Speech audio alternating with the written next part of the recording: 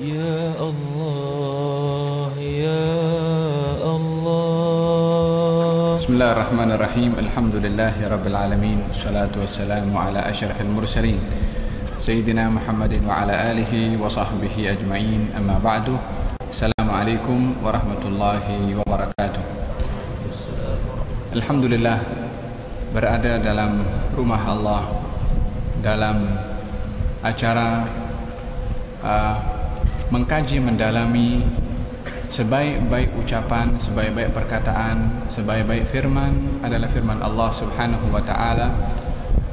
Sabda baginda Rasulullah sallallahu alaihi wa ala alihi wasallam, "Ma jalasa qaumun majlisan fi baitin min buyutillah yatluna kitaballah wa yatadarasunahu bainahum illa nazalat alaihim ar-rahmah wa nazalat alaihim as-sakinah wa ghasyiyatuhum ar-rahmah wa haffat alaihimul malaikah wa dzakarahumullahu fi man indah." Tidaklah ada satu kaum duduk di rumah Allah Subhanahu wa taala, yakni masjid, membaca Al-Quranul Karim, bertadarus Al-Quran. Bertadarus baik bermakna bertukar dalam bacanya, satu baca satu dengar, atau mengkaji mendalami Al-Quran, melainkan rahmat akan diberikan, as-sakinah akan diturunkan, malaikat akan menghampiri, dan akan disebut nama mereka yang duduk dalam majlis tersebut. Wa dzakarahumullahu fi man indah. Allah akan menyebut namanya di hadapan para malaikat-malaikat Allah, yakni Allah membanggakan kepada golongan tersebut. Mudah-mudahan majlis kita pada malam hari ini di rumah Allah, yang kita sebentar lagi akan mendengarkan bacaan Al-Quran dalam surat Al-A'raf ayat yang ke-31, dan akan mendengarkan tafsiran dan mendengar apa nasihat para ulama, penjelasan para ulama berkenaan dengan ayat-ayat tersebut. Moga-moga apa yang kita lakukan malam hari ini sesuai dengan kriteria yang Nabi sebutkan dalam hadis tadi, untuk mendapatkan rahmat, untuk mendapatkan sakinah, untuk dihampiri oleh malaikat, dan juga untuk dibanggakan oleh Allah Subhanahu wa taala. Amin, Allahumma amin. Gerak.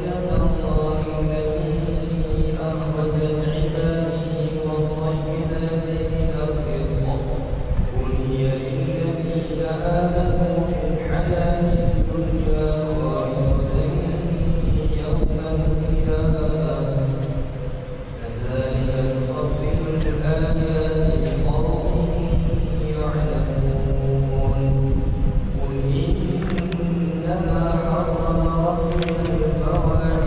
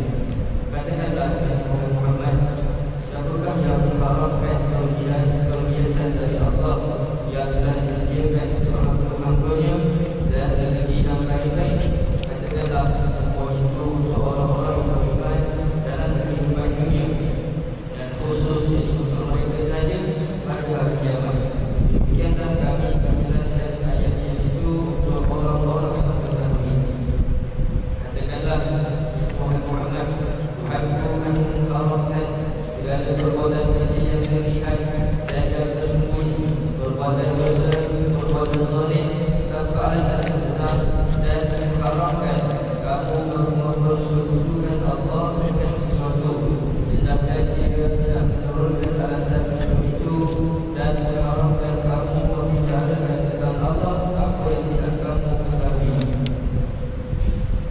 Dan sejak umat mempunyai ajal di batas waktu, apabila ajal tiba, mereka tidak dapat meminta penundaan atau percepatan sesaat pun. Wahai anak Adam, jika datang kepadamu Rasul-Rasul dari kalanganmu sendiri yang menceritakan ayat-ayat kepadamu, maka barang siapa bertakwa dan mengadakan perbaikan, maka tidak ada rasa takut pada mereka dan mereka tidak bersedih hati. Bismillahirrahmanirrahim. Alhamdulillahirabbil alamin. Wassalatu wassalamu ala asyrafil mursalin sayyidina Muhammadin wa ala alihi wa sahbihi ajma'in. Amma ba'du. Ayat yang ke-31 daripada surat Al-A'raf membicarakan tentang perhiasan yang dijadikan oleh Allah Subhanahu wa taala untuk manusia di atas muka bumi ini dan cara mempergunakan perhiasan tersebut. Perhiasan pada hakikatnya adalah sesuatu yang dengannya seseorang itu akan nampak indah karena berhias. Dan kalau kita melihat di dalam Al-Quranul Karim, Allah Subhanahu wa ta'ala bercerita tentang masalah dunia ini adalah sesuatu yang tidak indah lalu dihiasi dengan sesuatu yang indah. Allah Subhanahu wa ta'ala menggambarkan di dalam Al-Quranul Karim bahwasanya dunia ini diciptakan oleh Allah dengan dihiasi. Bukan diberitahukan dunia itu indah secara original. Tidak. Dunia ini diberikan perhiasan sehingga nampak indah. Allah berfirman dalam Al-Quran, maksud daripada firman Allah Subhanahu wa ta'ala, dan kami jadikan bumi ini dan kami jadikan manusia di atas muka bumi ini. Dan kami jadikan manusia di atas muka bumi ini dan kami jadikan untuk bumi perhiasan. Dan kami jadikan untuk bumi perhiasan. Dijadikan oleh Allah Subhanahu wa ta'ala perhiasan yang ada di atas muka bumi untuk bumi, bukan untuk manusia. Jadi kalau bumi ini pada hakikatnya tidak indah, diindahkan dengan tanaman, diindahkan dengan tumbuh-tumbuhan, diindahkan dengan adanya mata air, diindahkan dengan adanya sungai, diindahkan dengan adanya lautan. Kalau kesemua itu tidak ada, dan satu hari pun akan terjadi juga di hari kiamat, bila tiba hari kiamat nanti, maka tiada lagi seseorang akan nampak penghalang sejauh mana mata memandang, dan tak ada penghalang, la pokok, la air, wala apa. Nampak bumi original, yakni hanya tanah sahaja. Maka bila mana dinampak bumi ini dengan tanah tanpa adanya penghijauan, macam kita nampak planet itu. Bagaimana orang kalau tengok film angkasa itu kan, planet semua tak ada tumbuh-tumbuhan, tanah saja, tidak ada keindahannya. Bumi ini satu hari nanti akan berubah demikian. Yauma tubaddalul ardu ghairal ardi. Allah berfirman dalam Al-Quran, di satu hari nanti bumi ini akan diganti, tidak seperti bumi yang biasa dilihat oleh penghuni bumi. Berubah. Akan dikeringkan lautan, bangunan akan akan gugur semua, akan runtuh semua, tanaman pun akan menjadi kering. Demikian yang diciptakan atau dijadikan oleh Allah Subhanahu wa ta'ala ke atas bumi. Di antara perhiasan juga yang dijadikan oleh Allah Subhanahu wa ta'ala adalah untuk manusia, dan ianya adalah merupakan sesuatu yang diperbolehkan manusia untuk berhias bila mana matlamat daripada perhiasan itu adalah benar. Kita tengok ayat ini. Allah Subhanahu wa ta'ala berfirman, ya bani Adam khudhu zinatakum 'inda kulli masjidin. Wahai anak-anak Adam, ambillah perhiasanmu 'inda kulli masjidin, yakni ketika kamu menuju ke masjid. Perintah mengambil perhiasan. Ayat ini turun dengan satu sebab nuzul. Ada sebab turunnya ayat ini. Apakah sebab tersebut? Kata Sayyidina Abdullah bin Abbas, kana rijalun yatufuna bil baiti urah. Dahulu kaum musyrikin kalau tawaf di Ka'bah urah, yakni telanjang, tak berpakaian. Kenapa mereka tawaf tidak berpakaian? Yani bahkan mereka menganggap itu adalah satu perbuatan tersuci kepada Allah Subhanahu wa taala bila mana tawaf tidak berpakaian, disebabkan oleh kerana menampilkan keadaan seperti mana Allah ciptakan pertama kali dia ke atas muka bumi ini, keluar daripada perut ibunya tidak berpakaian. Ketika beribadah kepada Allah dengan tawaf di rumah Allah, menunjukkan seperti mana kali pertama ia dicipta oleh Allah Subhanahu wa taala di atas muka bumi ini tanpa pakaian, dan itu adalah merupakan satu ibadah yang paling murni kepada Allah Subhanahu wa taala. Dicipta persepsi dulu sebelum dibuat. Dan ini adalah merupakan satu fenomena yang terjadi di setiap zaman. Bila mana ingin menarik pengikut, ingin membawa orang, dicipta persepsi dulu, supaya orang paham persepsi itu dan diterima serta diyakini, baru dia ikut tanpa diajak lagi. Demikian mereka bangsa jahiliyah mengatakan bahwasanya itu adalah sebaik-baik ibadah kepada Allah Subhanahu wa taala dengan melakukan tawaf tanpa berpakaian. Maka turun firman Allah Subhanahu wa taala, khudhu zinatakum inda kulli masjidin. Ambillah perhiasan kamu. Perhiasan di sini dimaksudkan adalah pakaian. Perhiasan di sini adalah maksudkan adalah pakaian. Apakah yang dimaksudkan pakaian?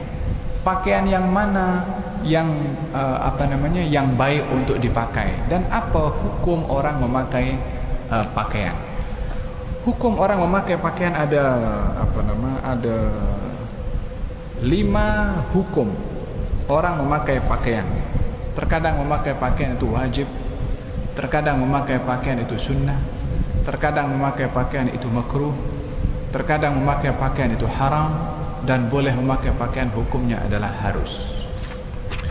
Kata ulama ketika menafsirkan tentang masalah memakai pakaian yang ianya adalah merupakan wajib, adalah pakaian yang menutup aurat.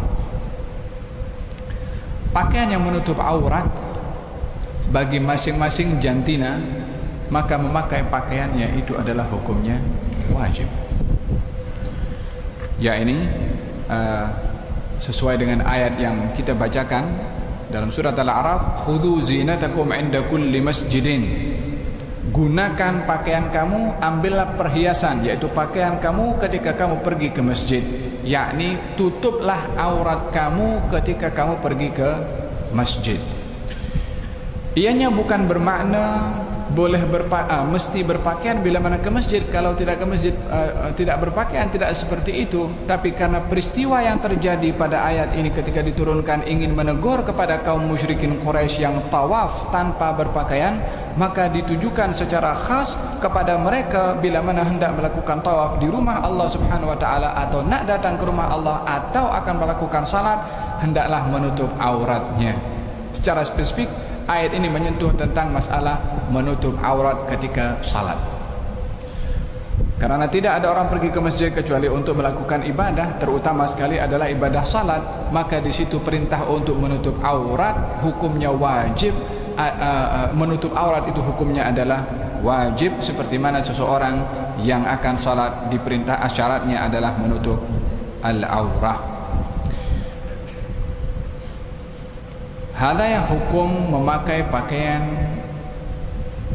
yang wajib. Dan secara sifat semula jadi manusia itu mempunyai fitrah tidak mahu mendedahkan auratnya. Tidak mahu mendedahkan auratnya. Sayyidina Adam alaihissalam ketika memakan buah-buahan yang dilarang oleh Allah Subhanahu wa taala, kemudian Allah Subhanahu wa taala melepaskan pakaiannya sebab pakaian itu pakaian terhormat. Maka Allah berfirman, fatafiqa yakhsifani min waraqil jannah. Maka keduanya itu memungut daun-daun syurga. Untuk apa diambil daun syurga? Untuk menutup aurat mereka sendiri, sebab pakaiannya sudah dilucutkan oleh Allah Subhanahu wa taala. Walaupun ketika itu tidak ada orang kecuali Nabi Adam dan Siti Hawa. Nak bersembunyi daripada siapa ketika itu Nabi Adam dan Siti Hawa? Mereka pasangan suami istri. Oleh karena demikian, baginda Rasulullah bersabda, iyyakum wat ta'arri. Hati-hati kamu daripada suka bertelanjang walaupun bersendirian. Kata sahabat mengatakan, kata baginda Rasulullah SAW ketika ditanya, kalau kami bersendirian macam mana wahai Rasulullah? Kata baginda Rasulullah, wallahu ahaqqu an yustahya. Allah yang lebih layak untuk kita malu kepadanya. Kalau kita kepada orang tutup aurat karena malu dengan orang, kalau bersendirian macam mana? Nabi jawab, Allah lebih patut malu. Allah lebih patut kita malu kepadanya, yakni walaupun bersendirian Allah subhanahu wa ta'ala tetap melihat kepada hambanya. Walihada kata baginda Rasulullah sallallahu alaihi wasallam, beliau bersabda, hati-hati kamu daripada bertelanjang walaupun bersendirian, karena di situ ada makhluk yang tidak pernah berpisah kepada kamu melainkan ketika kamu berada dalam tandas ataupun ketika seorang suami bersama dengan istrinya. Yang dimaksudkan adalah malaikat. Walaupun bersendirian, kita tidak dibolehkan untuk tidak berpakaian. Walaupun kita kunci pintu, tetap ada makhluk yang sentiasa menemani kepada kita. Kurang-kurang malaikat pencatat itu adalah bersama, kecuali dalam dua keadaan. Bila mana seseorang itu berada dalam bilik air, dan ketika seseorang itu berada bersama dengan istrinya. Oleh karena demikian, baginda Rasulullah sallallahu alaihi wasallam mengajarkan kepada seseorang masuk tandas itu, selain apa doanya? Allahumma inni a'udzubika minal khubuthi wal khaba'ith. Salah satu hikmah daripada seorang masuk tandas membaca doa itu agar supaya auratnya tidak dinampak oleh jin. Oleh jin pun juga kita mesti tidak boleh mendedahkan aurat. Itu sebab diajar oleh Nabi doa tersebut untuk tidak dinampak aurat kita walaupun oleh makhluk yang kita tidak nampak. Adapun ketika seseorang itu bersama dengan istrinya dan malaikat akan menjauhkan diri, oleh sebab itu juga kita diperintahkan oleh Allah oleh baginda Rasulullah sallallahu alaihi wasallam, sebagaimana dalam kitab Al-Adhkar Sayyidina Ali meriwayatkan, kalau seseorang itu membuka baju, nak tukar baju, maka hendaklah dia mengatakan bismillahilladzi la ilaha illa huwa. Bacaan itu menjadi tirai penghalang kepada pandangan jin untuk nampak aurat seseorang walaupun ketika membuka baju. Ini sifat semula jadi yang ada pada manusia, punya sifat malu. Kalau tak punya sifat malu, kata Nabi SAW, idza lam tastahyi fasna' ma syi'ta. Kalau kamu tak punya malu, buat apa saja. Dah tak ada nilainya orang yang tidak punya malu. Al-haya'u syu'batun minal iman. Sifat malu itu bahagian daripada al-iman. Tapi malu tepat pada tempatnya. Bukan malu untuk bertanya, atau bukan malu untuk menegur orang lain yang berbuat salah. Orang berbuat salah, aku segan nak tegur, malu nak tegur. Bukan pada tempatnya malu. Fahimtum? Idzan dalam hal ini Allah Subhanahu wa taala menyebutkan khudhu zinatakum, ambillah perhiasan kamu. Artinya tutuplah aurat kamu. Hukum menutup aurat adalah wajib. Bagaimana kita menutup aurat? Dengan kain apa saja. Nak guna dengan kain pelekat ke, nak guna dengan kain sirwal ke, nak guna dengan kain macam ihram ke. Yang penting kain yang menutup aurat, dan kainnya mesti sesuai dengan tuntutan syarak. Ada kain yang tak sesuai dengan tuntutan syarak, seperti kain yang transparan, kain yang renggang itu. Sekarang kan ada baju 1001 macam baju sekarang dipakai oleh manusia. Ada baju yang menampakkan warna kulit, dan ini namanya thawbul khafif. Salah seorang sahabat Nabi sallallahu alaihi wasallam bernama Dhamrah bin Tha'labah. Dhamrah bin Tha'labah memakai baju yang agak transparan, yang akan agak nampak kulitnya. Kemudian baju itu ada dua helai lah, atas dan juga bawah. Kata baginda Rasulullah sallallahu alaihi wasallam, "Ya Dhamrah, atara thawbayka hadain mudkhilayka al-jannah?" wahai Dhamrah, adakah pakaian kamu ini, yakni 2 helai pakaian kamu ini boleh memasukkan kamu ke syurga? Tengok soalannya Nabi, bolehkah pakaian ini memasukkan kamu ke syurga? Apa kaitan orang memakai pakaian dengan masuk syurga? Adakah pakaian ini menepati syarak sehingga dengannya kamu taat dengan syarak, yang dengan taat ke syarak kamu masuk syurga? Diikat oleh Nabi memakai pakaian dengan syurga, disebabkan bukan hanya sekedar orang memakai pakaian sahaja. Adakah memakai pakaian itu sesuai dengan tuntutan syarak atau sebaliknya? Dhamrah mengatakan, ya Rasulullah, la in istaghfarta li la aquda hatta anzi'ha anni. Ya Rasulullah, kalau engkau doakan aku, mohonkan ampun kepada Allah, aku akan bangkit terus dan akan aku buka pakaian ini dan ganti dengan yang lain. Maka Nabi bersabda, Allahumma ghfir li Dhamrah. Ya Allah, ampunkan dosa Dhamrah. Pakaian tadi yang tipis itu, pakaian transparan tadi, pakaian yang mendedahkan warna kulit dinampak oleh orang dalam jarak dekat, adalah pakaian yang dilarang oleh syarak, sehingga ditegur oleh Nabi dan dimintakan ampun oleh Nabi kepada Allah untuk si pemakai, karena si pemakai dengan cara pakaian ini adalah berdosa disebabkan mendedahkan auratnya. Hada pakaian yang khafif, pakaian yang yang transparan ataupun pakaian yang ringan. Hukum pakaian yang kedua adalah pakaian yang sunnah atau pakaian yang mandub atau pakaian yang mustahab. Apakah pakaian yang mustahab itu? Pakaian yang mustahab adalah pakaian yang lebih daripada asal menutup aurah. Pakaian yang lebih daripada asal menutup aurah, yakni yang lebih sempurna, yang lebih lengkap, yang lebih indah dan yang lebih sesuai.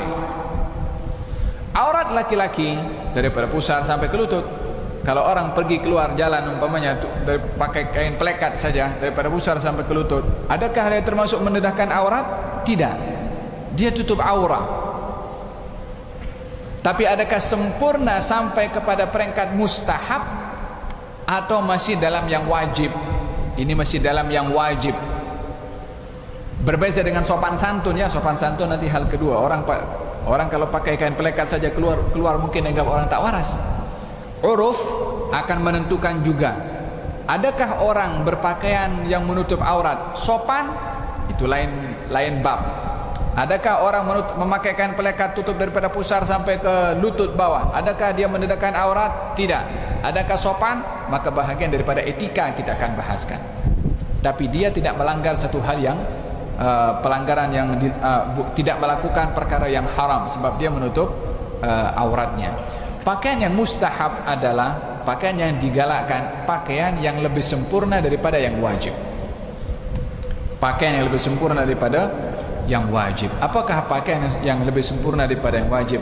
Yang nampak proper, yang nampak indah, yang lebih nampak kemas di dalam memakai pakaiannya. Karena dalam hadis Nabi SAW beliau bersabda, "Idza kana laka malun falyura 'alaika." Kalau kamu mempunyai seorang bernama Abil Ahwas datang kepada baginda Rasulullah SAW sayyi'ul hay'ah, dalam keadaan pakainya tak kemas, kusut masai, kotor, tutup aurat tetap. Kemudian Nabi bertanya, alaka syai', engkau pemunya harta? Katanya, ada sedikit harta daripada Allah Subhanahu wa taala, yakni rezeki dari Allah. Kata Nabi, idza kana laka malun falyura 'alaika, kalau kamu mempunyai harta, hendaklah dinampaklah kepada kamu akan harta yang kamu punyai. Artinya, gunakan harta itu untuk kamu berhias. Gunakan harta itu untuk kamu nampak rapi, nampak smart. Maka diperintahkan oleh Nabi SAW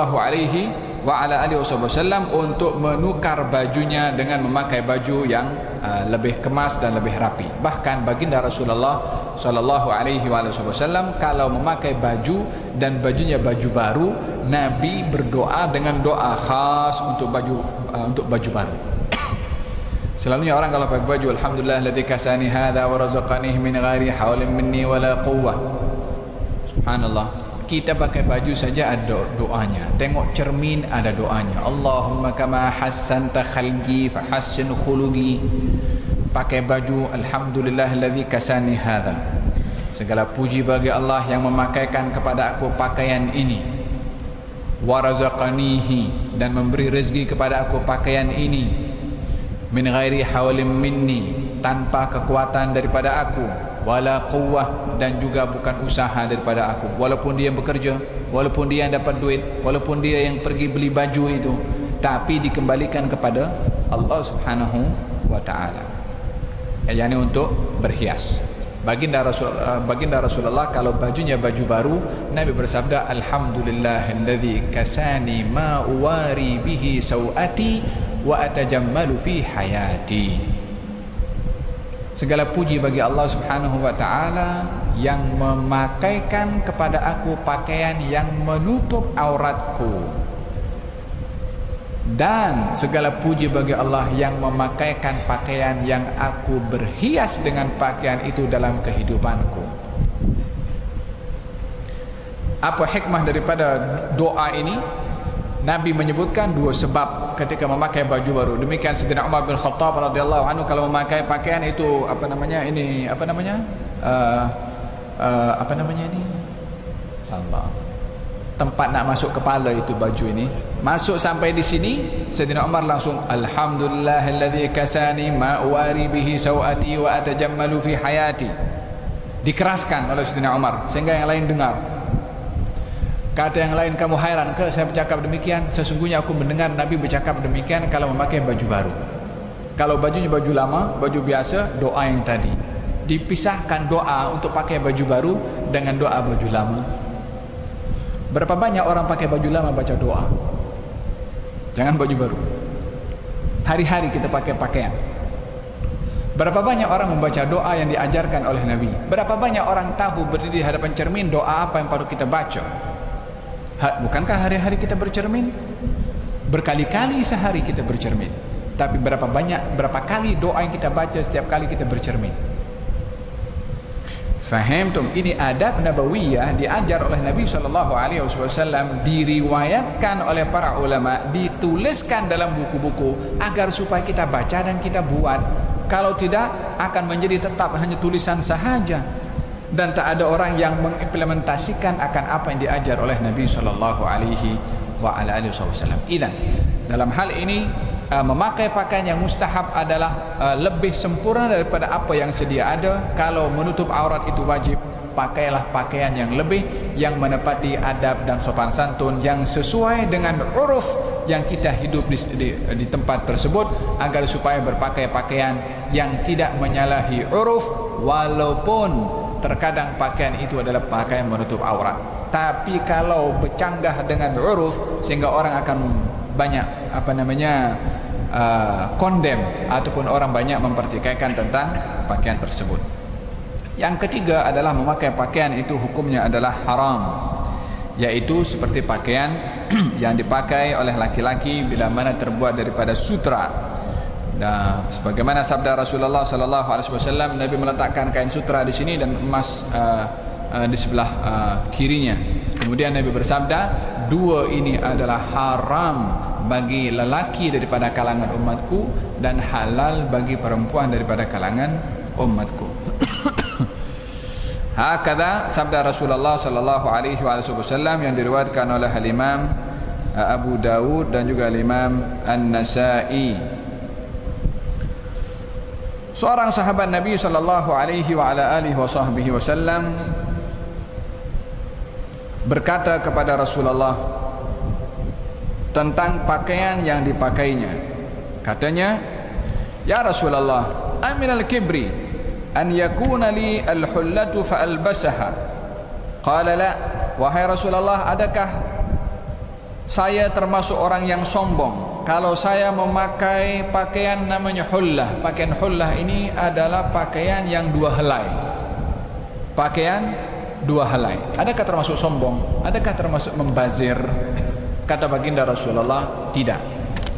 Berapa helai yang dipakai? Dua helai. Kemudian aminal kibri an takuna li rahilatan fa arkabaha. Ya Rasulullah, adakah termasuk sombong kalau saya mempunyai haiwan tunggangan untuk saya tunggangi? Onta ke, kuda ke, keledai ke, kancil ke, motosikal, BMW. Contoh apa saja kereta yang dipakai, adakah termasuk sombong? Kata Nabi mengatakan tidak. Kemudian ya Rasulullah, aminal kibri an asna'a ta'aman fad'u ashabi. Adakah termasuk sombong saya nak buat makanan, saya jemput orang untuk makan? Nabi mengatakan tidak.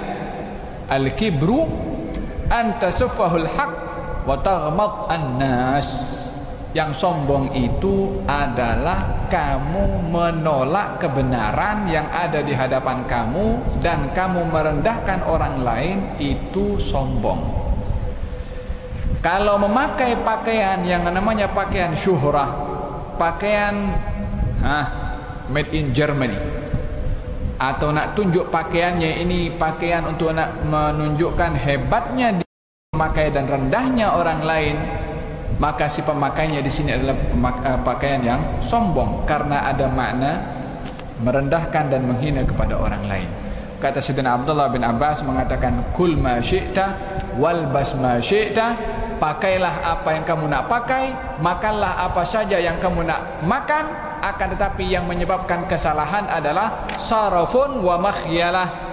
Kalau membazir dalam pakaian, kalau membazir dalam makanan, itu yang berdosa. Atau makhyalah, kalau sombong dalam pemakanan, sombong dalam pemakaian, itu adalah yang berdosa. Sedia makanan, nak kasih makan orang, tapi nak tunjuk kalau dia ada mampu kasih makan orang, ya berdosa. Memakai pakaian tujuannya adalah nak tunjuk pakaian ini adalah pakaian yang mahal dan juga merendahkan kepada orang lain, maka ini adalah pakaian yang berdosa. Tapi memakai pakaian yang mahal tapi tak ada tujuan untuk israf, membazir ataupun merendahkan kepada orang lain, pakaian itu adalah pakaian yang yang mubah atau boleh menjadi pakaian ibadah bila mana ditujukan pakaian yang mahal itu adalah untuk beribadah kepada Allah Subhanahu wa taala. Sayyidina Ibnu Sirin, Muhammad ibn Sirin, salah seorang ulama besar, meriwayatkan salah seorang sahabat Nabi sallallahu alaihi wasallam bernama Sayyiduna Tamim Ad-Dari. Sahabat Nabi bernama Tamim Ad-Dari, orang pertama yang membuat mimbar untuk Rasulullah, namanya Tamim Ad-Dari. Diriwayatkan juga kalau beliau pernah berjumpa dengan Dajjal. Tamim Ad-Dari, dalam satu perjalanannya beliau naik bahtera, kemudian bahtera ini terbawa ombak pergi ke satu pulau yang di situ adalah dia berjumpa dengan Ad-Dajjal. Dalam keadaan Tamim Ad-Dari ditanya, daripada mana? Diberitahu daripada Arab. Adakah sudah diutus seorang yang mendakwa Nabi akhir zaman? Tamim Ad-Dari waktu itu belum lagi memeluk Islam. Katanya, aku mendengar demikian. Maka Dajjal yang dalam keadaan diikat itu macam menunjukkan rasa lega, disebabkan oleh kerana hampirnya waktu untuk lepas daripada ikatan tersebut, yang mana merupakan tanda kiamat besar adalah munculnya Ad-Dajjal. Nabi bersabda, bu'ithtu ana was-sa'a kahatain. Aku diutus oleh Allah antara aku dan hari kiamat kahatain, macam ini saja. Ini antara dua jari. Salah satu tanda kiamat yang dizahirkan oleh Allah adalah diutusnya baginda Rasulullah sallallahu alaihi wasallam. Sedikit demi sedikit akan muncul alamat-alamat yang kecil sampai akan muncul alamat yang besar. Di antaranya adalah khuruju Ad-Dajjal. Tamim Ad-Dari setelah itu setelah terdampar daripada pulau tersebut, jumpa dengan baginda Rasulullah, memeluk kepada agama Islam. Siapa penyebabnya? Dajjal juga.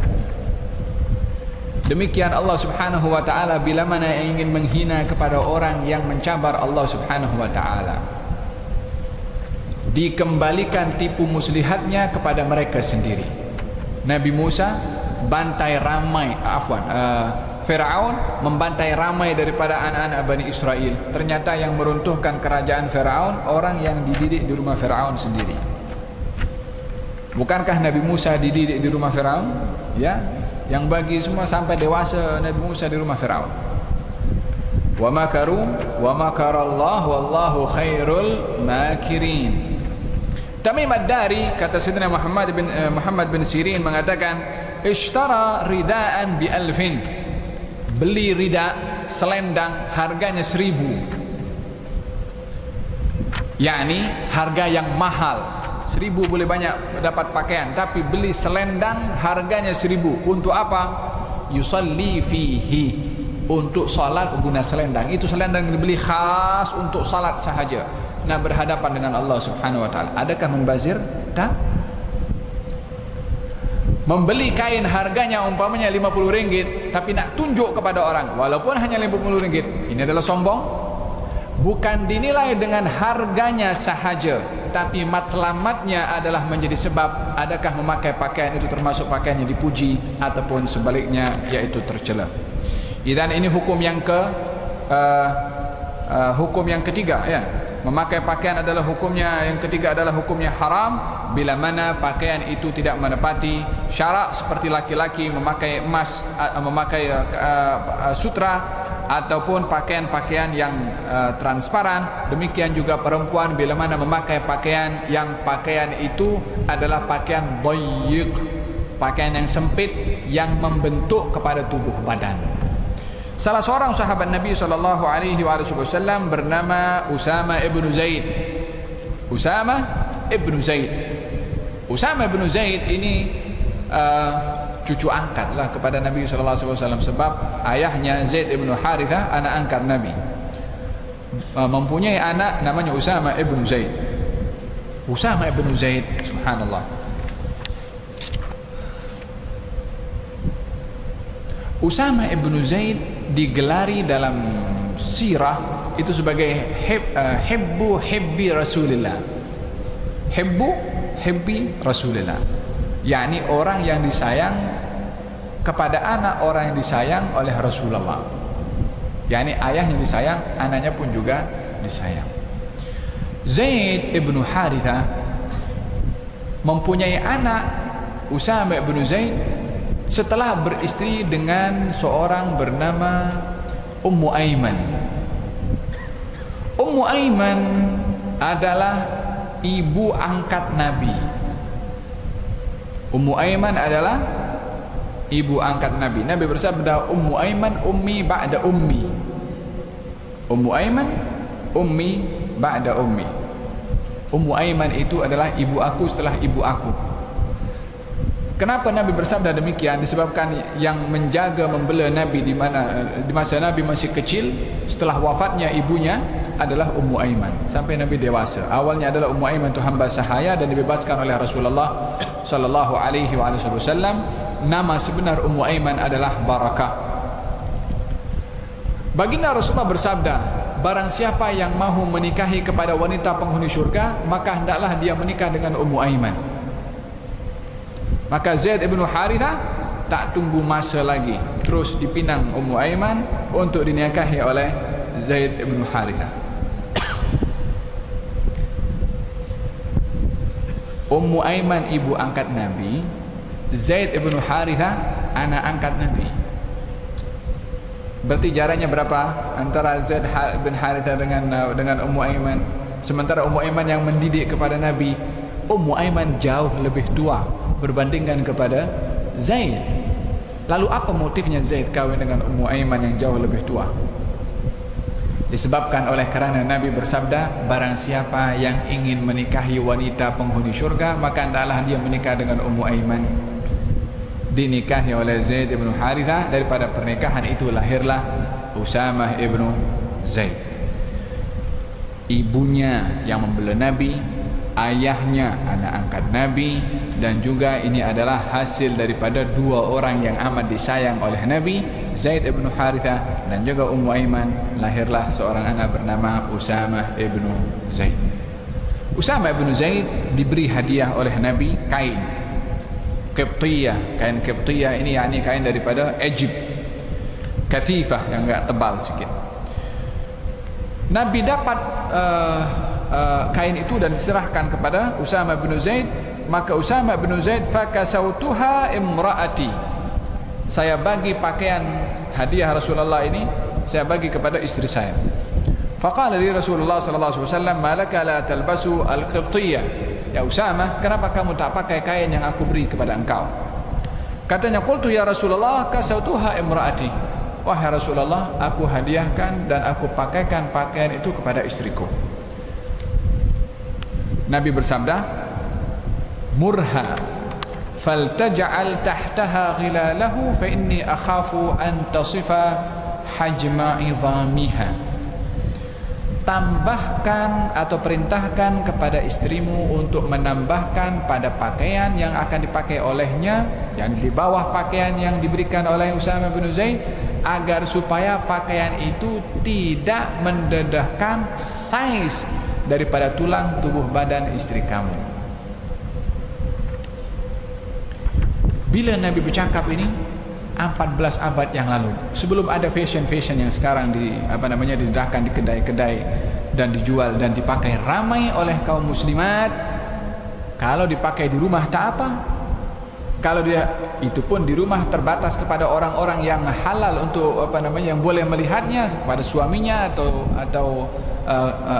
kepada suaminya lah. Kata baginda Rasulullah SAW, hendaklah dia menambahkan lagi kain di bawah pakaian yang kamu berikan kepada istri kamu, supaya pakaian itu tidak sampai dipakai membentuk kepada, nampak kepada saiz tulang atau badan kepada si pemakainya, khususnya bila mana perempuan. Kata baginda Rasulullah SAW bersabda tentang pakaian yang ada di akhir zaman.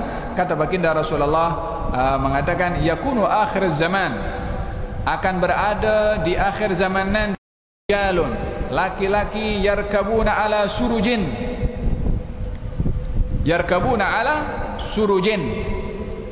menaiki transport ala suruj.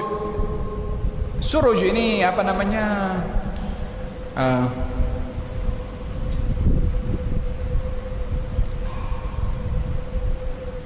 jenis daripada tunggangan yang menyerupai kepada manusia, dan ada macam lampunya juga, ada sinar, ada cahaya, macam kereta lah sekarang pun ada.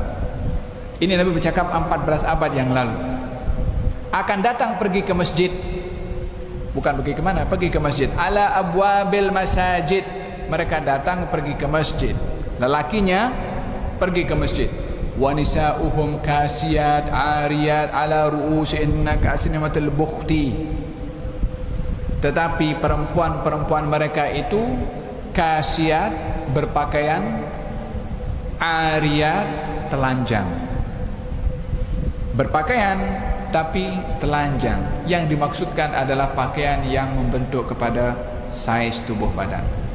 Dulu tak ada orang pakai macam tu zaman jahiliyah, tapi Nabi berbicara tentang zaman sekarang.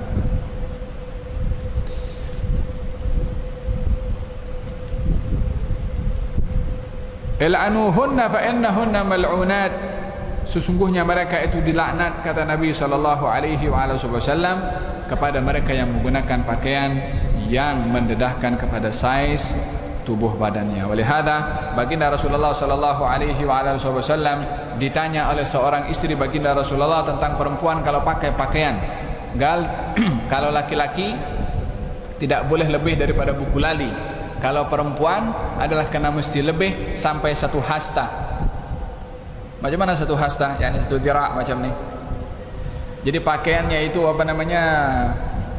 kena kepada tanah lah.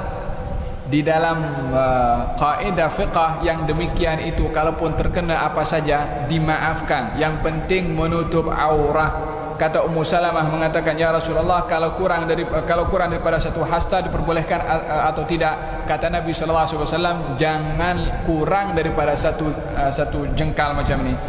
yakni lebihnya jangan kurang daripada 1 jengkal. Khawatir kalau berjalan nampak kaki itu dinampak kalau kulit kaki perempuan yang ianya adalah merupakan bahagian daripada aurah dalam mazhab Imam Asy-Syafi'i. Kalau sekarang mungkin lebih canggih, ada stocking boleh menutup kaki dan seterusnya. Falhasil aurah adalah bahagian daripada perkara yang banyak disebutkan di dalam hadis dan juga seperti mana Allah Subhanahu sebutkan di dalam Al-Qur'an Al-Karim. Hukum yang ketiga memakai pakaian adalah hukumnya adalah harus, yaitu pakaian-pakaian yang dipakai oleh seseorang untuk berhias. ketika nak pergi ke kenduri atau nak pergi doa selamat dan doa majlis-majlis yang kegembiraan, maka bolehlah memakai pakaian dengan berhias diri, dengan tujuannya adalah bukan untuk sombong dan seterusnya. Yang ketiga adalah yang kelima adalah hukum memakai pakaian adalah makruh bila mana memakai pakaian untuk membazirkan dalam memakai pakaian tersebut ataupun sombong, maka memakainya pakaian itu makruh. Adapun perbuatan sombongnya itu adalah haram, membazirnya adalah haram, tetapi memakainya adalah hukumnya makruh. Dalam ayat ini Allah Subhanahu wa taala berfirman, khudhu zinatakum inda kulli masjidin, ambillah pakaian kamu berhias. Dan di dalam Al-Quran juga Allah Subhanahu wa taala menggunakan kalimat zinah, perhiasan itu ditujukan kepada tempat untuk meletakkan perhiasan, bukan kepada perhiasannya, bukan kepada baju, bukan kepada emas atau cincin, ataupun kepada gelang, ataupun kepada kalung, tapi ditujukan kepada tempat meletakkan perhiasan. Allah berfirman dalam Al-Quran dalam surat An-Nur, a'udzubillahi minasyaitonirrajim, wal yadribna bi khumurihinna ala juyubihinna wala yubdina zinatahunna illa ma zahara minha. Hendaklah kaum wanita itu menjatuhkan khimar, kain yang diletakkan di atas kepala, ala juyubihinna. Al-juyub ini apa namanya, yang untuk pengikat leher ini. Khimar, kain di atas. Sampai di mana? Sampai sini saja kah? Ala juyubihinna, sampai menutup bahagian tempat masuknya baju, maknanya leher dan dada. Dulu kaum wanita bila mana memakai tudung, ekor tudung itu letak belakang macam ni, sehingga leher nampak, dada nampak. Allah Subhanahu wa taala perbetulkan cara pakainya, yakni dengan disebutkan letakkan kain khimar daripada kepala yang menutup bahagian leher dan juga dada. Di sini berlaku perbezaan pandangan ulama. Ayatnya sama, berbeza cara memahaminya. Satu mengatakan Allah Subhanahu wa taala bagi tahu supaya menggunakan tudung atau kain diletakkan di atas kepala sampai menutup leher dan dada. Satu paham, ya, kain itu di atas terus jatuh ke bawah. Termasuk adalah bahagian muka.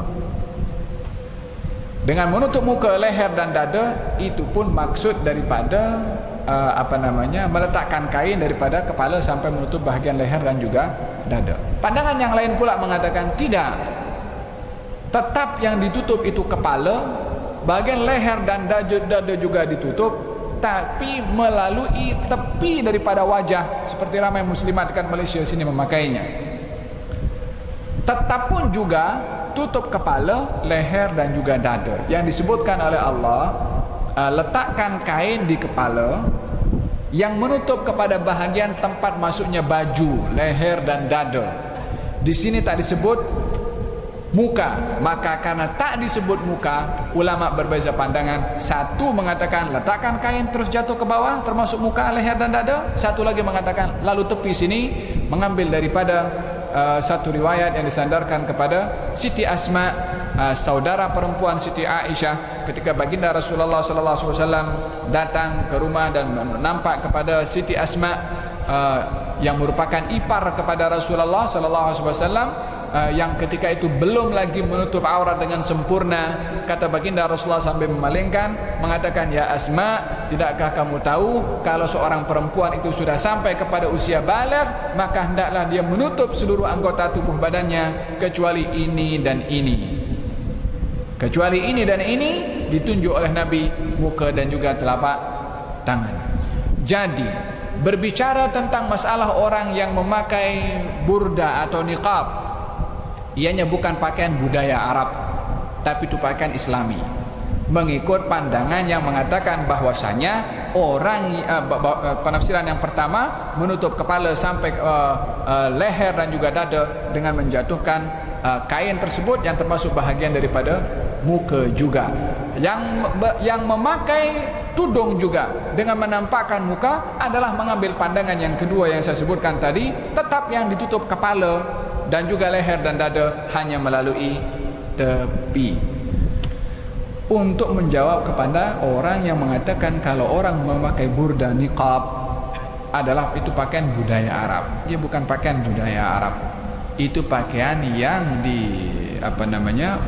Islam yang ditafsirkan oleh sebahagian ulama daripada penafsiran yang saya jelaskan sebentar tadi. Ini wal yadribna bi khumurihinna, yakni menjatuhkan kain daripada kepala menutup bahagian leher dan juga dada. Lalu kemudian wala yubdina zinatahunna, dan kaum wanita tak boleh menunjukkan perhiasannya. Tak boleh menunjukkan perhiasan. Apa makna tak boleh menunjukkan perhiasan? Perhiasan wanita cincin,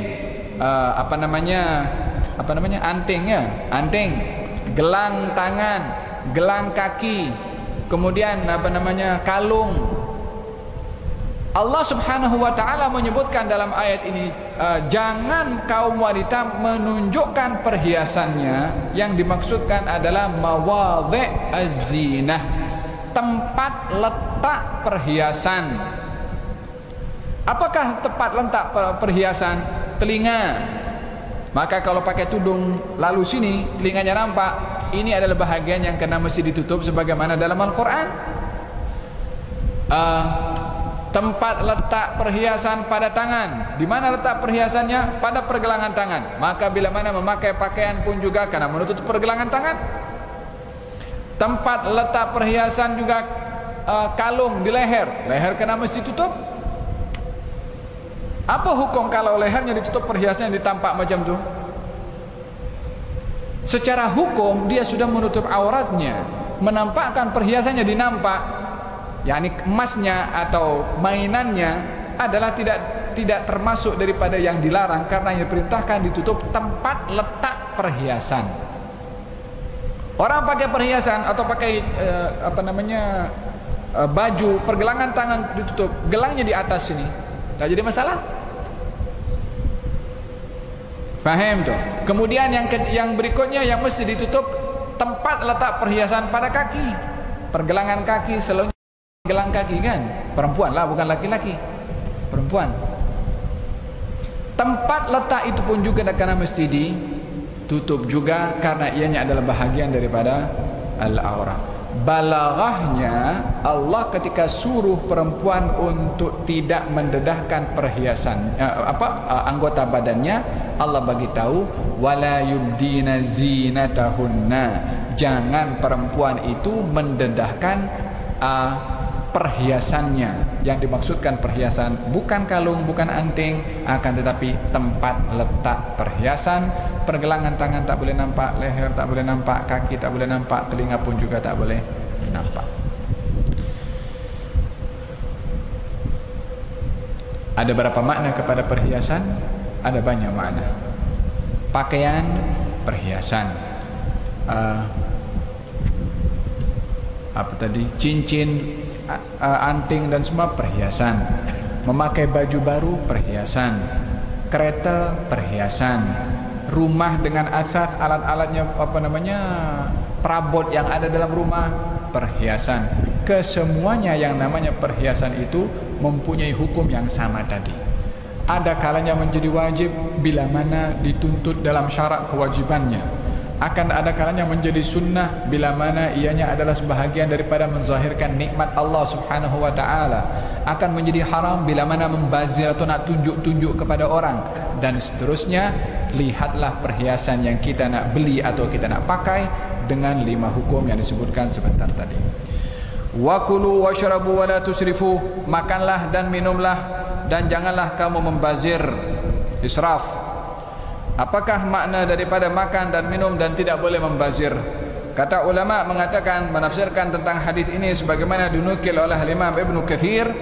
Ulama mengatakan jama'allahu at-tibba kullahu fi nisfi ayah. Allah menyebutkan at-tib, sains atau ilmu kedokteran dalam sepotong ayat sahaja, tak sampai habis ayatnya.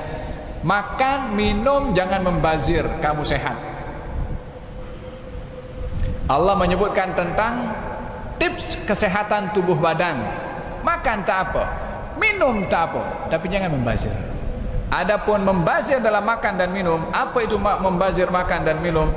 Kata ulama mengatakan orang membazir dalam makan, yang dalam makan dan minum, anta kula kullama ishtahait. Kamu makan apa saja yang kamu suka, semua bantai. Sementara baginda Rasulullah SAW bersabda, ma mala'a ibnu Adam wi'aan syarran min batnih. Tidaklah anak Adam itu memenuhi bekas atau tempat yang lebih buruk daripada perutnya sendiri. Karena tempat yang paling buruk untuk diisi oleh anak-anak Adam adalah perutnya sendiri. Kata baginda Rasulullah, wa inkan walabud, kalaupun mesti memenuhi perutnya, maka Nabi bersabda, fadzulusul li ta'amihi wa dzulusul li syarabihi wa dzulusul li nafasih. 1/3 makan, 1/3 minum, 1/3 untuk laluan nafasnya. Selain daripada untuk badan itu segar, fresh, dan juga mengelak daripada penyakit. Karena semakin berat perut ini adalah semakin banyak bakteria dan kuman-kuman yang menimbulkan pelbagai macam penyakit pada tubuh badan si pemakannya. Ini tips nabawi untuk dapat sehat. Jangan terlalu kenyang kalau makan.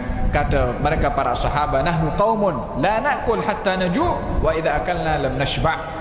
Kami ini adalah satu bangsa tidak makan kecuali kami lapar, dan kalau kami makan kami tidak sampai kenyang. Konsep kesehatan. Zaman kita sekarang adalah lebih lagi kalau open house, hari raya Idul Fitri, satu hari entah berapa menu kita makan. Setiap datang rumah di situ kita makan. Di dalam Al-Quran Allah Subhanahu wa ta'ala masalah makan ini, apa hukum makan, sehingga Allah banyak kali sebut dalam Al-Quran tentang masalah pemakanan. Dan di dalam Allah menyebutkan makan, disebutkan ada makanan yang terpuji, ada orang makan terpuji, ada makan orang tercela. Makan saja. Kenapa di dalam Al-Quran Allah berkali-kali menyebutkan kulu, makan dan minum? Bukan dalam satu ayat, tapi ketika ingin menyebutkan dalam pemakanan dan minum itu untuk kebaikan, Allah akan sentuh tentang makan dan minum. Ada sebabnya, ada motifnya, ada hala tujunya, supaya tidak hanya fokus kepada makan dan minum saja. Man kana hammuhu fi batni kana qimatuhu fi ma kharaja minhu. Siapa orang yang pikirnya makan saja, nilainya sama dengan yang keluar daripada makanan tersebut. Bila mana yang menjadi pikiran masalah makan sahaja. Karena di dalam Al-Quran Allah Subhanahu wa ta'ala mencela golongan orang yang makan. Di dalam Al-Quran juga Allah mengajar bagaimana sepatutnya orang makan. Ketika mencerita golongan orang-orang kafir, Allah Subhanahu wa ta'ala berfirman, mereka itu diberikan yumatta'un, diberikan nikmat di dunia ini, wa ya'kuluna kama ta'kulul an'am. Mereka itu dapat nikmat makan tapi macam binatang ternak. Di sini ada tashbih, perumpamaan. Orang kafir makan macam binatang ternak karena hinanya si pemakan itu.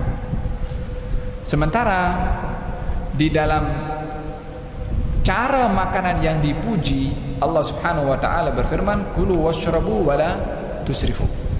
Makan tak apa, minum apa saja nak diminum tak apa, tapi jangan melampau, jangan israf, jangan membazir. Apa maknanya daripada jangan membazir? Kalau nak makan secukupnya, minum pun secukupnya, tapi membazir tidak diperbolehkan. Dalam ayat yang lain Allah berfirman tentang masalah makan, kulu minat thayyibat, makanlah kamu daripada hal makanan yang baik, halalan thayyiba, yang halal dan yang baik. Apa makanan halal dan baik? Makanan halal belum tentu baik, makanan baik pasti halal. Makanan yang halal, sumber pembeliannya halal, dan zat makanan itu adalah halal, itu halal. tapi belum tentu baik, bergantung kepada si pemakan. Adakah si pemakan ada pantang kepada makanan itu atau tidak?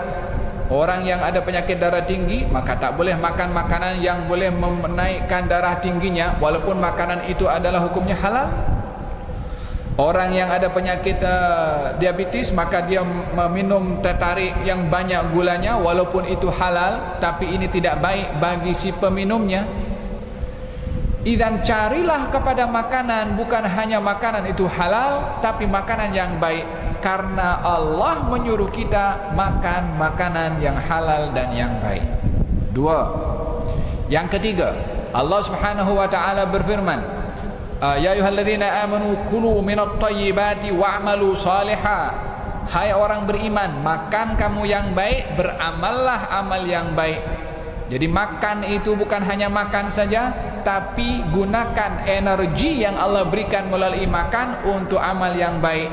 Jadi orang makan, yang beriman orang makan, tahu matlamat makan itu apa, tak boleh israf. Kena pilih makanan itu yang mendatangkan manfaat, dan kena mesti ada tuntutan daripada makanan ini untuk beramal yang baik. Ini baru orang yang mukmin makan. Makanannya bukan hanya sekedar untuk makan. Oleh sebab itu, kenapa baginda Rasulullah SAW mengajarkan kepada kita ketika makan, apa doa makan? Mesti hafal semua, takkan tak hafal pula. Allahumma barik lana fima razaqtana wa qina adzaban nar. Allahumma barik lana fima razaqtana warzuqna khairan minhu. Allahumma barik lana fima razaqtana wa zidna minhu. Minta keberkatan kepada makanan, yakni melalui makanan. Allahumma barik lana fima razaqtana. Ya Allah, berkati kami akan rezeki yang kau berikan kepada kami. Makan saja, walaupun nasi lemak, walaupun apa saja makanannya, tapi yang dicari kepada pemakanan itu adalah barakahnya. Sehingga baginda Rasulullah dalam adab-adab makan yang diajarkan oleh Nabi SAW, terkadang kalau ada makanan yang jatuh pun juga diambil oleh Nabi, dibersihkan lalu dimakan. Sehingga sisa-sisa daripada makanan yang ada di jari akan dibersihkan oleh Nabi SAW. Apa kata Nabi melakukan demikian? Katanya, karena aku tak tahu barakah makanan ada di mana. Mungkin yang ada jatuh di bawah yang boleh dibersihkan tu, atau sisa yang di tangan itu, mungkin di situ Allah letakkan keberkatan. Wala tada'aha lisyaitan. Jangan kamu biarkan makanan kamu itu untuk dimakan syaitan.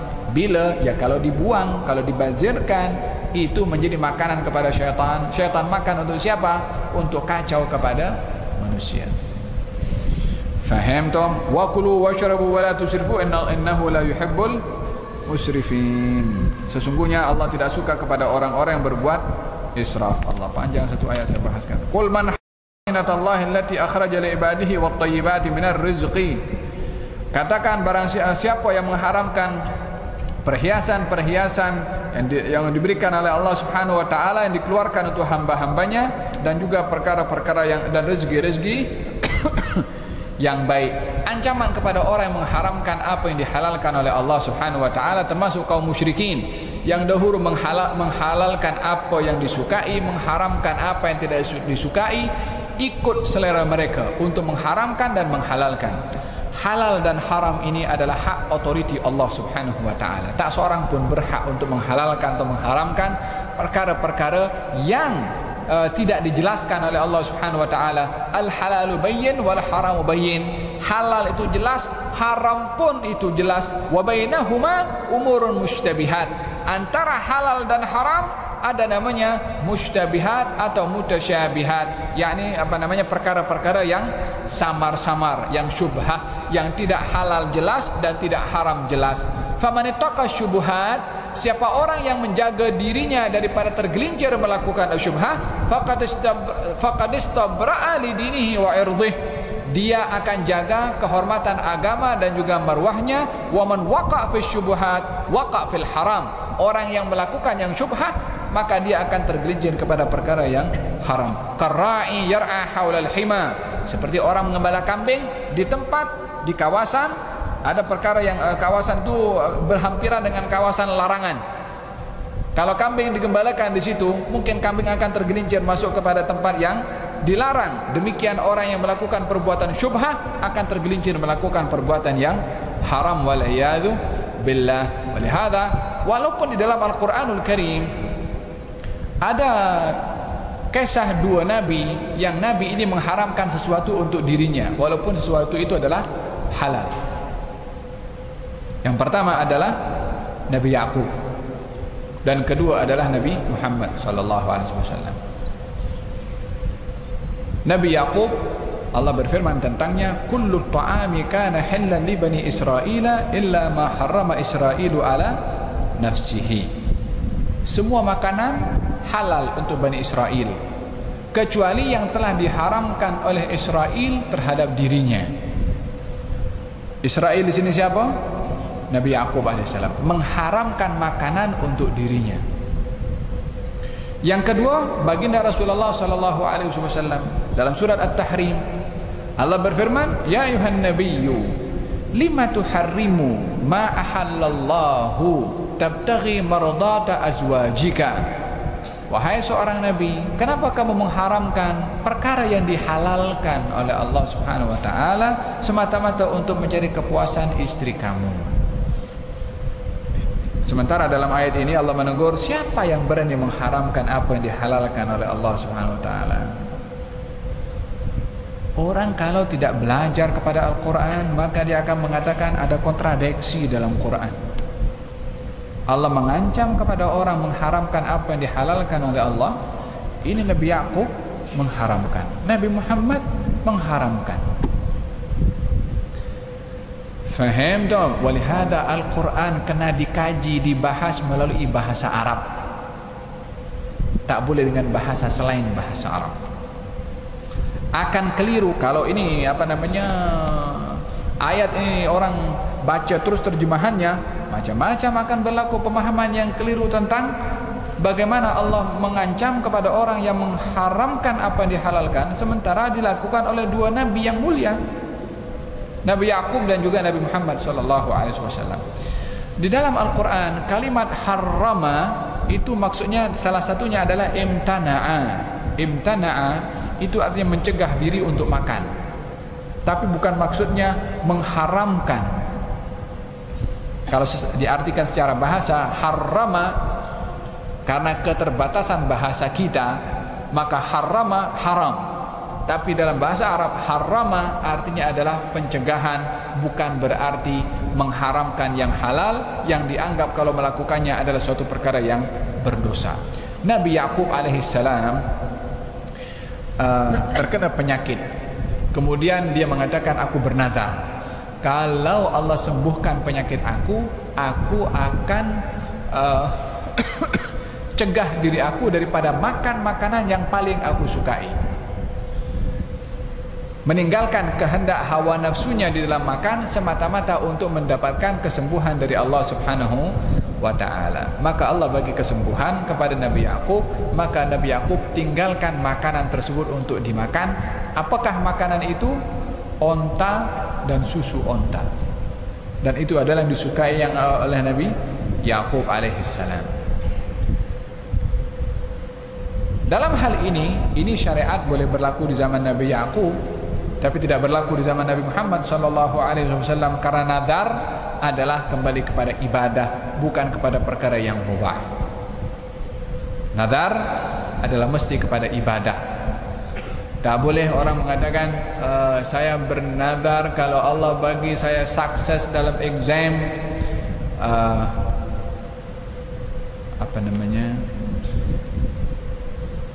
saya tidak makan nasi lemak, contoh. Tak boleh berlaku. Dan akan terbatal serta-merta nazar itu. Karena nazar dalam syariat Nabi Muhammad mesti kepada ibadah.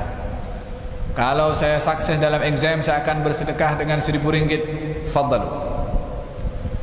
Kalau saya exam ini berjaya dapat nilai bagus, maka saya akan i'tikaf di masjid selama 5 jam. Kenapa mesti tunaikan?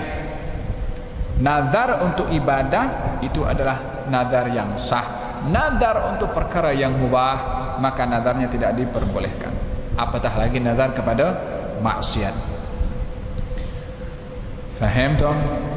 Wallahu ta'ala alam. Yang kedua, afwan, Rasulullah sallallahu alaihi wasallam, Nabi dalam surat At-Tahrim, Nabi diceritakan oleh Allah, wahai seorang nabi, kenapa kamu mengharamkan apa yang dihalalkan oleh Allah?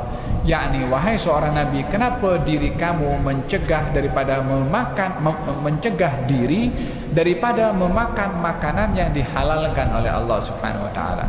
Yakni bukan mengharamkan yang dihalalkan oleh Allah, mencegah diri enggan untuk makan makanan yang dihalalkan oleh Allah, bukan mengharamkan apa yang dihalalkan. Wallahu ta'ala a'lam bis-shawab. Allah minta maaf, hanya 1 ayat setengah kita bahas ini.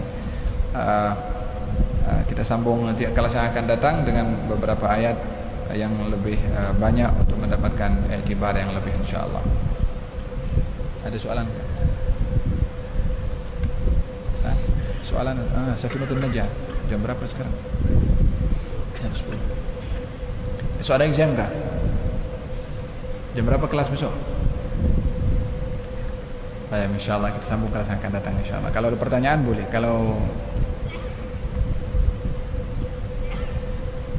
soalan,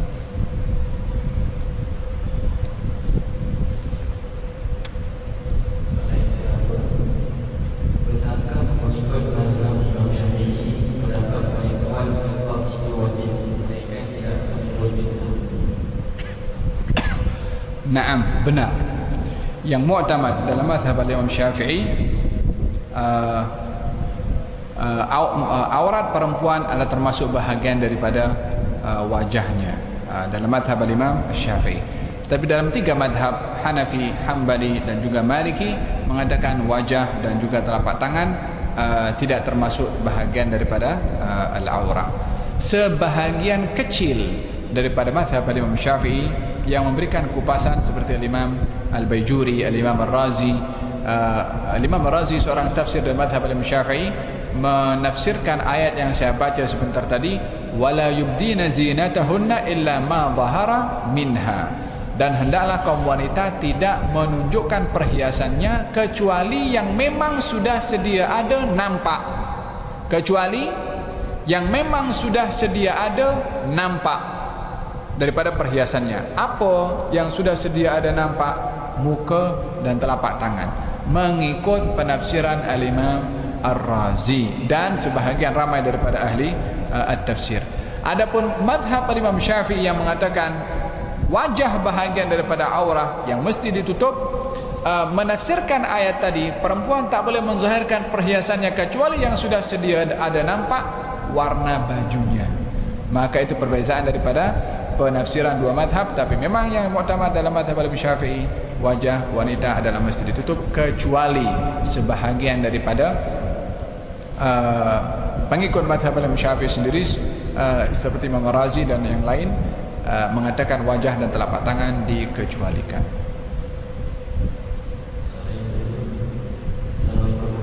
Assalamualaikum.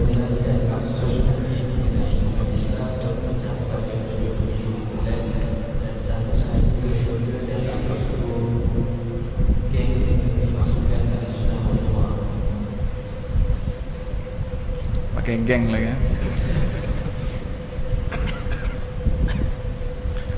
Hadis ini menjadi pembahasan panjang lebar kepada para ulama karena Nabi menyebutkan secara spesifik 73 setelah menyebutkan sebelumnya kepada kaum Kristen 72 dan kepada kaum Yahudi 71. Sebahagian mengatakan sebutan Nabi kepada 70 itu adalah simbolik kepada jumlah yang banyak, jumlah yang ramai, puak yang banyak. Disebabkan di dalam Al-Quranul Karim, Allah Subhanahu wa ta'ala bila mana menyebutkan bilangan, banyak menyebutkan dengan bilangan kalimat 7 atau 70. Seperti Allah berfirman dalam Al-Quran tentang keinginan baginda Rasulullah ingin memintakan ampun kepada kaum munafiqin. Allah berfirman, kalau kamu memintakan ampun untuk kaum munafiqin 70 marrah, 70 kali, aku tak akan ampunkan kepada mereka. Kenapa spesifik Allah sebut 70? menunjukkan sebanyak mana istighfar Nabi untuk kaum munafikin Allah tidak akan terima. Jadi 70 bukan spesifik 70. Kalau jumlah 70 adalah spesifik 70, kalau lebih mungkin boleh diampunkan, tapi lebih pun Allah tidak akan ampunkan. Nabi bersabda, kalau aku tahu Allah akan ampunkan dosa munafikin dengan istighfar aku kepadanya lebih 70, aku akan istighfar untuk mereka lebih daripada 70 juga. Tapi karena itu adalah simbol kalau Allah tidak akan ampunkan berapapun banyak istighfar Nabi untuk kaum munafikin, maka di situ mereka tidak diampunkan. Tapi kalimat 70 itu adalah untuk menunjukkan sebanyak mana, yakni kathir, banyak. Maka mengikut pandangan yang pertama, mereka mengatakan 73 itu adalah menunjukkan kathrah, menunjukkan banyak. Sebahagian mengatakan 73 itu tidak spesifik 73, tapi penafsirannya adalah berbeza. 73 itu maksudnya adalah merangkumi orang Islam dan bukan Islam. 73. Yang satu mengatakan dalam Islam saja. Yang ini pula yang susah kita nak detect karena puak-puak dalam sejarah Al-Milal wan Nihal, dalam kisah orang-orang yang ada masalah dalam akidah, dalam buku Al-Milal wan Nihal, banyak puak-puak yang lebih daripada 73. Lain daripada Khawarijnya. Khawarij ada macam-macam puak, Syiah ada macam-macam puak, kemudian ada Murji'ah, kemudian ada Qadariyah, kemudian ada macam-macam golongan yang mereka masih di dalam payung Islam, menatasnamakan diri mereka Islam, tetapi mempunyai aliran-aliran yang tidak sesuai dengan akidah Islam yang sebenar. Yang ketiga pula mengatakan yang dimaksudkan itu hadis itu maqlub. Maqlub ini maknanya apa? Nabi sebutkan 73, yang satu selamat. Yang dimaksudkan adalah banyak puak-puak yang macam-macam puak, semuanya pada akhirnya akan selamat. Yang satu yang tidak selamat yang dimaksudkan adalah kufur. Hadis ini adalah hadis yang dikatakan hadis maqlub, terbalik maksudnya. Dan ini ada di dalam istilah ilmu mustalah al-hadis. Walaupun penafsiran yang ketiga adalah penafsiran yang sangat lemah. Yang amat hampir ada kepada dua penafsiran tadi. Hanya berbeza maksudnya siapa. Adakah masuk orang Islam dengan orang Islam, orang Islam dengan orang bukan Islam termasuk daripada 73 itu atau tidak? Siapa yang dimaksudkan satu yang akan selamat? Kata baginda Rasulullah, ma ana alaihi wa ashabi. Yang selamat daripada 73 itu adalah ma ana alaihi, apa ajaran yang aku bawa, wa ashabi, dan sahabat-sahabat aku. Walaupun kita kalau nak melihat tentang penafsiran apa yang dimaksudkan ma'ana alaihi wa ashabi, maka di sini kita akan banyak menghadapi kepada satu permasalahan-permasalahan kecil yang mungkin akan disalahfahami oleh sebahagian orang karena adanya perbezaan antara pandangan satu sahabat dengan sahabat yang lain. Sahabat yang mana satu yang dimaksudkan oleh Nabi SAW? Faham tu? Ini dalam hal ini apa yang menjadi ma'ana alaihi wa ashabi, apa yang aku datang dengannya dan sahabat-sahabatku, ma ajma'a alaihi, apa yang menjadi ijma' kepada para sahabat dan tidak diambil apa yang menjadi benda-benda atau hal-hal yang sifatnya terpencil. Ada lagi?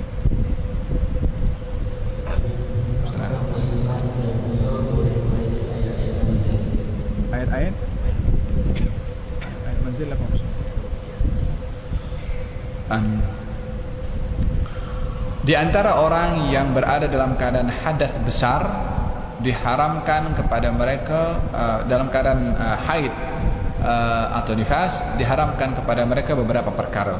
Salat, kemudian tawaf, kemudian membaca Al-Quran, memegang Al-Quran, berada dalam masjid, cerai, kemudian menjaga daripada pusar sampai ke lutut dan seterusnya.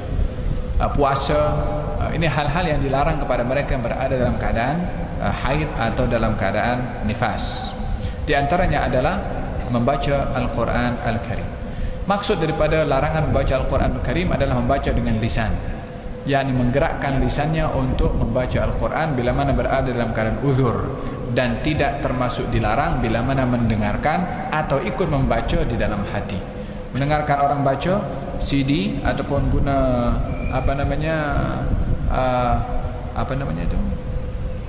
guna handphone ke, kita letakkan earphone sini, kita ikut membaca di dalam, adalah tidak termasuk yang dilarang. Yang dilarang bila mana menggerakkan dengan lisan. Dalam penjelasan al-fuqaha berkenaan dengan bacaan Al-Quran yang dilarang bagi mereka berada dalam keadaan uzur adalah bila mana liqasdil Quran, tujuannya adalah untuk membaca Al-Quranul Karim, bukan membaca Al-Quran yang dimaksudkan dengan doa atau zikir. Seperti orang berdoa, Rabbana atina fid dunya hasanah wa fil akhirati hasanah wa qina adzabannar, Rabbana hab lana min azwajina wa dhurriyyatina qurrata a'yun waj'alna lil muttaqina imama. Itu ayat Quran, tapi pada masa yang sama adalah doa. Bila mana dimaksudkan daripada bacaan ayat itu untuk doa, maka tidak termasuk daripada perkara yang dilarang, yang tidak dilarang kepada orang berada dalam keadaan uzur bila mana tujuannya adalah untuk berdoa. Yang kedua, bila mana dimaksudkan adalah sebagai zikir yang digalakkan dibaca di tempat-tempat tertentu, seperti orang mendengar ada orang meninggal dunia, inna lillahi wa inna ilaihi rajiun. Itu adalah bahagian daripada ayat Al-Quran, tapi dilafazkan ketika seorang itu mendapatkan musibah atau dia terkena benda tajam, inna lillahi wa inna ilaihi rajiun, pun bahagian daripada bacaan zikir yang digalakkan bila mana terkena kepada musibah. Atau bacaan yang Nabi galakkan untuk dibaca ketika hendak tidur, qul huwallahu ahad, kebiasaan Nabi baca qul huwallahu ahad 3 kali ditiupkan, qul a'udzu birabbil falaq, qul a'udzu birabbin nas, kemudian diusapkan kepada seluruh tubuh badannya, kemudian membaca ayatul kursi atau membaca akhir daripada surat Al-Baqarah, yang itu digalakkan ketika hendak tidur. Bacaan-bacaan Quran dengan kondisi-kondisi seperti tadi, dengan niat untuk zikir di tempat-tempat yang digalakkan ataupun dengan niat doa, maka tidak termasuk yang dilarang kepada mereka yang berada dalam keadaan hadas besar.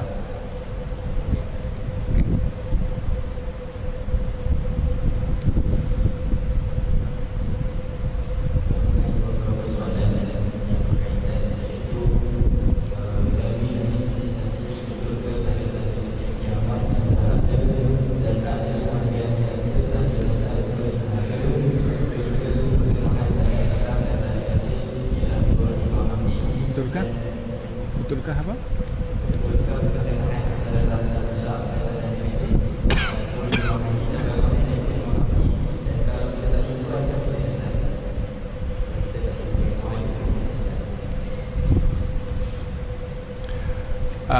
Tanda yang paling besar atau tanda kiamat dibagi menjadi 2, tanda kecil dan tanda yang besar. Yang terutama sekali munculnya pertama tanda hari kiamat adalah diutusnya Nabi Muhammad SAW, sebab Nabi bersabda, bu'ithtu ana wasa'a kahatain, aku diutus antara aku dengan kiamat macam ni. Yang ini diiringkan Nabi dengan hari kiamat, yakni tidak akan berlaku hari kiamat kecuali diutusnya Nabi Muhammad SAW. Lalu setelah itu tanda-tanda yang lain satu demi satu akan diangkat, ilmu, akan ramai ulama meninggal dunia, kemudian munculnya bangunan pencakar langit, kemudian jumlah wanita lebih ramai. Itu semua ada di zaman kita sekarang. Dan kalau kita baca buku Asyaratus Sa'at, tanda-tanda hari kiamat yang disebutkan oleh Nabi, hampir menyeluruh tanda-tanda yang disebutkan itu sudah ada di zaman kita sekarang. Itu tanda-tanda yang kecil. Tanda-tanda yang besar adalah munculnya Dajjal, keluarnya Ya'juj dan Ma'juj, adanya dabbah, haiwan melata pada manusia, turunnya Nabi Isa alaihissalam, lahirnya Imam Mahdi alaihi wa ala nabiyina salatu wassalam. Ini semua adalah tanda-tanda yang besar. Yang terakhir daripada tanda yang besar adalah terbitnya matahari daripada sebelah barat. Tanda-tanda yang besar ini yang hanya tahu bila akan muncul Allah Subhanahu wa taala, dan kita tidak ada taklif untuk menunggu munculnya Imam Mahdi, karena itu dari segi bila dan masanya adalah hanya Allah Subhanahu wa taala yang tahu, maka tak ada tuntutan kepada kita untuk menunggu. Tapi yang dituntut oleh Allah kepada kita adalah pada masa yang kita ada sekarang ini, apa yang patut kita buat sebagai tanggung jawab kita kepada Allah Subhanahu wa taala dan kepada agama.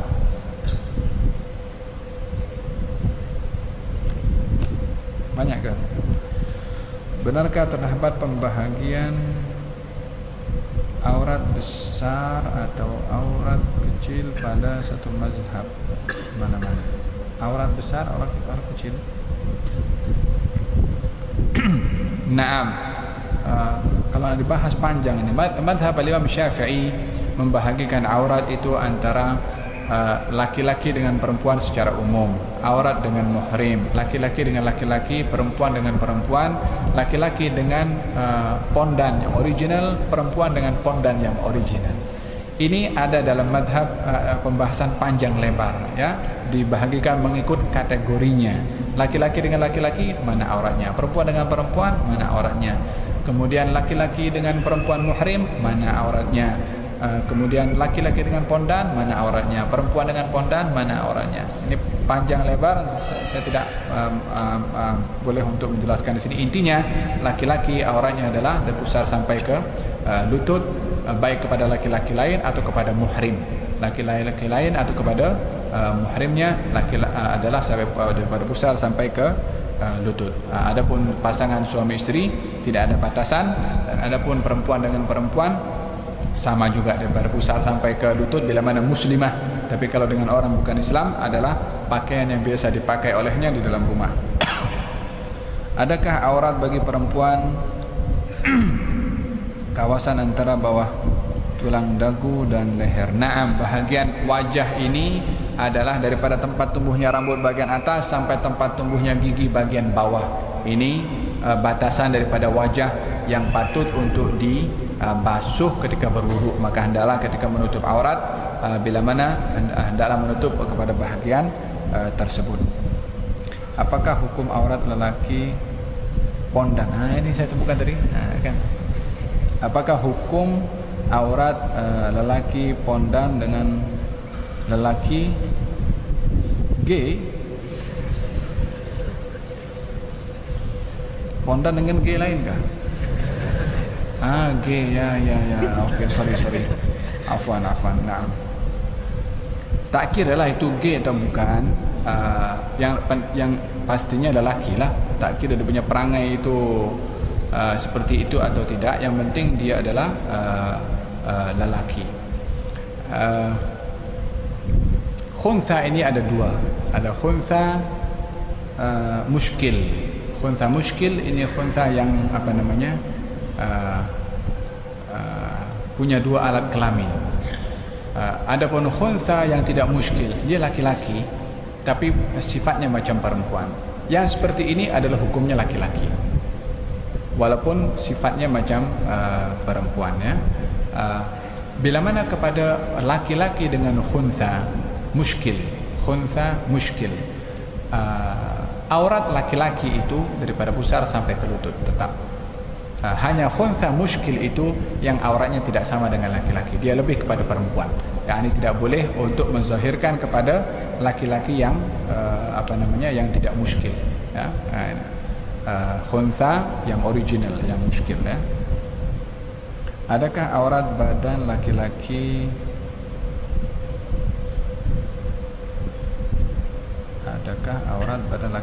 sasa? Apa sasa maksud? Di hadapan wanita.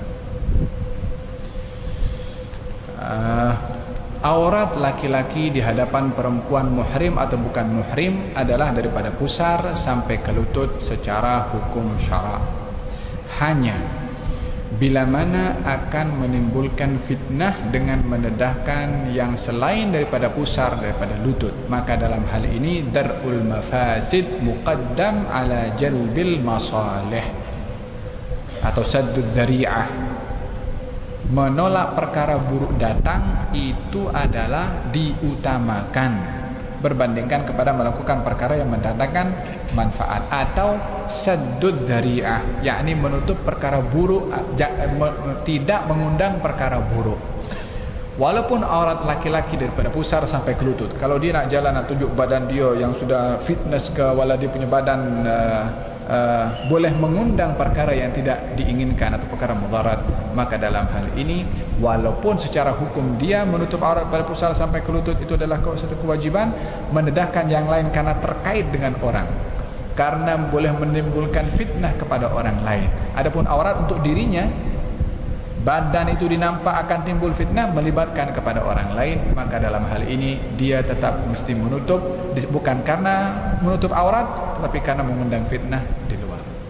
Wallahu ta'ala alam bisawab. Mohon maaf atas kelewatan. Allahumma hdina bihudak waj'alna mimman yusari'u fi ridak wa la tuwallina waliyan siwak wa la taj'alna mimman khalafa amraka wa asak wa hasbunallahu wa ni'mal wakeel wa la haula wa la quwwata illa billahi al-'aliyyil 'azhim. Ya Allah, mudah-mudahan Allah Engkau berkati kami pada malam hari ini, di malam Jumat, malam Lailat Ashura, malam 10 Muharram, malam di mana Allah Subhanahu wa taala menyelamatkan Nabi Musa daripada kejaran Firaun, dan digalakkan pada esok hari pada 10 Muharram untuk berpuasa, yang Nabi bersabda, siapa orang berpuasa pada 10 hari bulan Muharram maka akan diampunkan dosa setahun yang lalu. Mudah-mudahan Allah Subhanahu wa taala berikan keupayaan dan juga kemampuan untuk kita berazam berpuasa pada hari esok, dan juga untuk mendapatkan rahasia daripada kemuliaan 10 Muharram, daripada anugerah yang Allah berikan kepada Nabi Musa, untuk agar supaya Allah Subhanahu wa taala memberikan kepada kita daripada membesarkan Allah, mengagungkan Allah, bersyukur akan nikmat Allah, dan juga bertawakal kepada Allah Subhanahu wa taala. Amin Allahumma amin. Sallallahu alaihi wasallam Muhammadin wa ala alihi wasallam. Alhamdulillahirabbil alamin. Taqabbalallahu minkum.